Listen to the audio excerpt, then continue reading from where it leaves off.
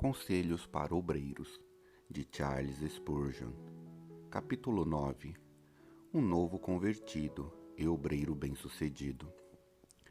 Acontece frequentemente de homens perderem oportunidades reais por ficarem horas a fio esboçando os projetos imaginários. Não constroem nada porque não consegue edificar um palácio, e então morre de frio no inverno. Não se veste com um tecido caseiro, pois só querem linho fino e escarlate. Não se contentam em fazer pouco, por isso não fazem nada. Seria leviandade orarmos por um grande avivamento e nos confortar mutuamente nessa esperança se, enquanto isso, permitimos que o nosso zelo se exalte, brilhe e seja dissipado. Nosso plano é, com grande expectativa e esperança, imitar a mulher que mereceu estas palavras. Ela fez tudo o que pôde. Trabalhou diligentemente nas obras santas, conforme os preceitos de Salomão. Tudo quanto te vier à mão para fazer, faze-o com todas as tuas forças. Eclesiastes 9, verso 10.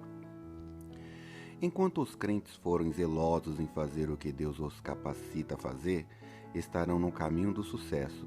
Mas se permanecerem o dia todo desocupados, à toa, atrás de prodígio, a indigência espiritual virá sobre eles como um homem armado. André é o retrato de todo discípulo de Cristo deve ter. Para começar, esse primeiro missionário cristão bem-sucedido foi um sincero seguidor de Jesus. Enquanto muitos se lançam leviandamente a ocupar os cargos da Igreja de Cristo, não tendo nenhuma preocupação com a glória de seu reino em nenhuma parte ou porção dele, sempre será necessário repetir esse aviso. Mas Deus diz ao ímpio: que te adianta recitar meus estatutos e repetir minha aliança com tua boca? Salmos 50, verso 16. Os homens nunca viram as belezas de Emanuel, não estão aptos a descrevê-las para outras pessoas. André, apesar de novo convertido, ansiava pela alma das pessoas. Ele parece ter visto Cristo como Cordeiro de Deus num dia e alcançado seu irmão Pedro no outro. Longe de nós tentar impedir você, que ontem mesmo entrou alegria e paz. Exerça seu zelo recém-nascido e ardor jovial. Não se demore, apresse-se em espalhar as boas novas que estão agora tão frescas e cheias de entusiasmo em você. É certo que os experientes e avançados lidem com o ardiloso e o cético, mas você mesmo, jovem como é, pode encontrar alguém que consiga dar conta. Um irmão como Simão Pedro ou uma irmã querida que ouvirá sua história simples e dará crédito ao seu testemunho. André era um discípulo simples, comum e com uma capacidade mediana. Ele não tinha o caráter brilhante que seu irmão Simão Pedro soube desenvolver. Durante toda a vida do Senhor Jesus Cristo, aparece o nome de André, porém, nenhum acontecimento notável liga-se a ele. Embora após a morte de Jesus, ele tenha se tornado um apóstolo muito útil e, segundo a tradição, selado seu ministério, morrendo em uma cruz. André, quanto ao talento, foi um crente comum, sem nada de notável. Contudo, tornou-se um ministro útil e deixou claro que os servos de Jesus não têm desculpas por não se esforçarem para aumentar os limites do reino, dizendo: não tenho nenhum outro talento notável, nenhuma habilidade singular. Discordo frontalmente daqueles que depreciam publicamente ministros e que zombam deles por terem poucos dons, como se não tivessem o direito de ocupar um púlpito. Afinal de contas, nós, como servos de Deus, somos medidos pela mera capacidade de oratória?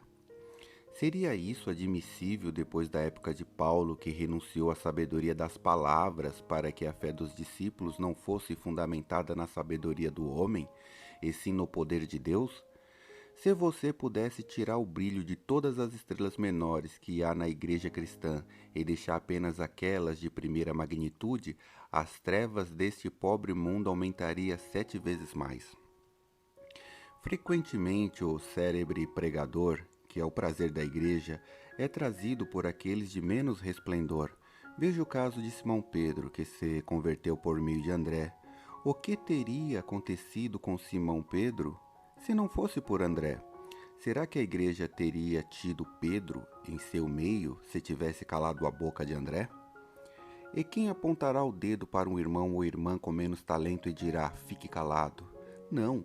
Se você tem só um talento, use-o com zelo ainda maior. Deus irá requerer de você tal talento. Não permita que seus irmãos impeçam que ele renda dividendos.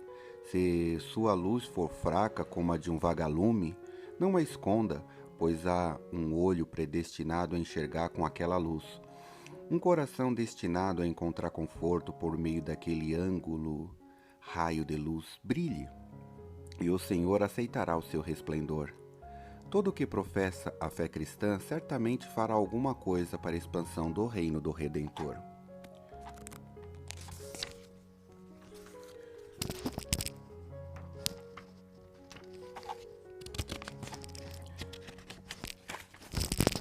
Gostaria que todos, não importa quais sejam seus talentos, fossem como André no que diz respeito à presteza. Logo que se converteu, tornou-se um missionário e logo ensinou o que havia aprendido. Gostaria que todos fossem como André, perseverante e preparado. Primeiro encontrou Pedro, que foi seu primeiro sucesso. Mas quantos encontrou depois? Quem poderá dizer? É provável que durante toda a vida André tenha trazido muitas ovelhas desgarradas ao aprisco do Redentor. Sim, certamente Pedro foi o primeiro dentre os mais queridos do seu coração. O primeiro que ele encontrou foi Simão, seu irmão. Ele foi o pai espiritual de muitos filhos, porém se alegrou mais por ter sido o pai de seu irmão na carne, mas filho em Cristo Jesus. O objetivo desse ganhador de alma não era trazer os homens a uma religião de mera aparência. Se você transformar um homem que não guardava o sábado em alguém que guarda esse dia, mas deixá-lo como um fariseu legalista, pouco terá feito por ele. Pouco fará por ele se persuadi-lo a deixar de ser um homem que não ora para passar a ser alguém que repete fórmulas de oração, sem que seu coração esteja ali. Isso apenas muda a forma do pecador que aquele homem comete. Você impede que ele se afogue na água salgada, mas lança-o na água doce. Você troca um veneno por outro. O fato é, se quiser realmente fazer um serviço verdadeiro para Cristo, deve seguir a pessoa que se tornou objeto da sua atenção com oração e zelo, até trazê-lo junto da graça, a fim de que ele aceite a vida eterna que se encontra no sacrifício reconciliador e, enfim, depositá-lo aos pés de Jesus Cristo. Qualquer coisa menos que isso pode ser útil neste mundo, mas será inútil no porvir. Levar os homens a Jesus, que esse seja o seu objetivo, e não levá-lo ao batismo ou à casa de oração. Levá-los aos pés daquele que é o único que pode dizer: os teus pecados, que são muitos, te são perdoados. Vai em paz. Lucas 7, 47, 50. Na maioria dos casos, para levar os homens a Jesus, você pode adotar o seguinte meio: instruí-los ou levá-los a uma situação em que possa ser informado sobre o Evangelho. É espantoso que, embora para nós a luz do Evangelho seja tão abundante, sua distribuição nesse país seja tão limitada. Sempre que falei de minha esperança pessoal em Cristo a 2 ou 3 pessoas em um vagão de trem, percebi que o que eu estava dizendo ali era uma absoluta novidade para os meus ouvintes. Vi o olhar de espanto no rosto de muitos ingleses inteligentes enquanto explicava a doutrina do sacrifício vicário de Cristo.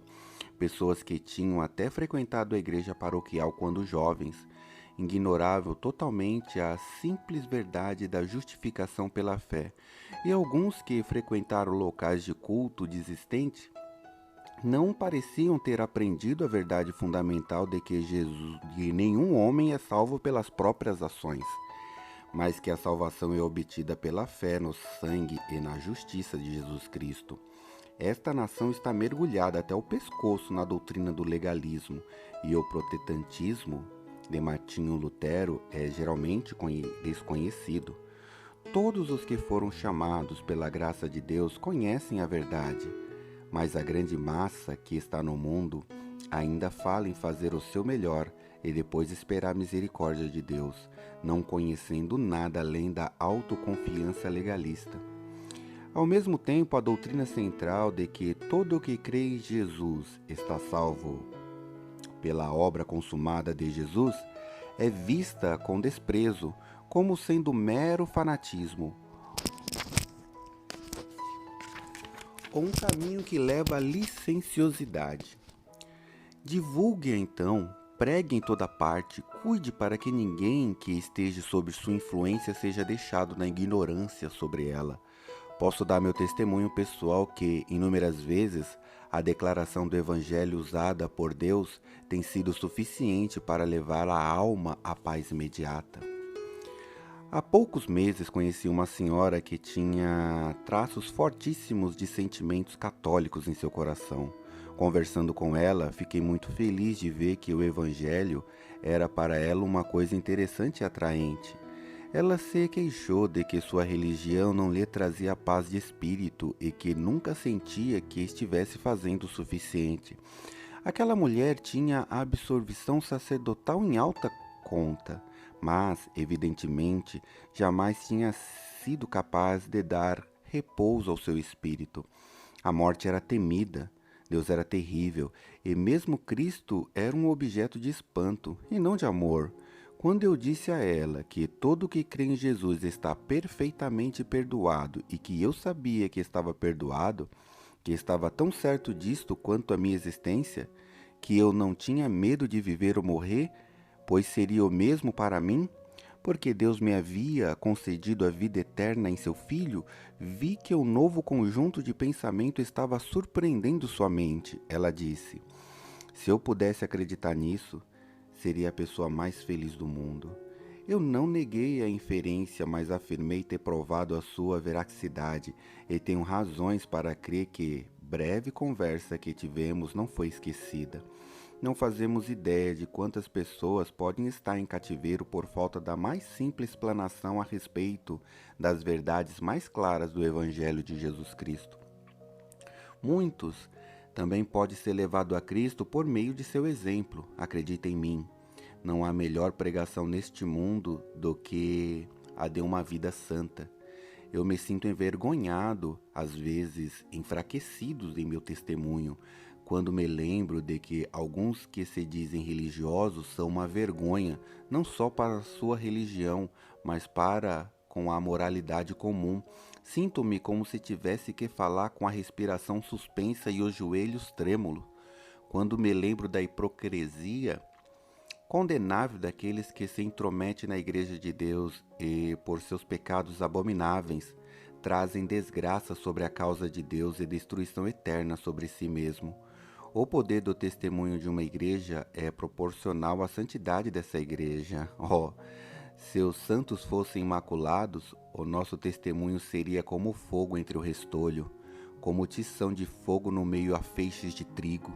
Se os santos de Deus fossem meros semelhantes ao mundo, se os santos de Deus fossem menos semelhantes ao mundo, mais desinteressados, orassem mais, fossem mais semelhantes a Deus, a marcha dos exércitos de Sião sacudiria as nações, e certamente veríamos raiar o dia da vitória de Cristo.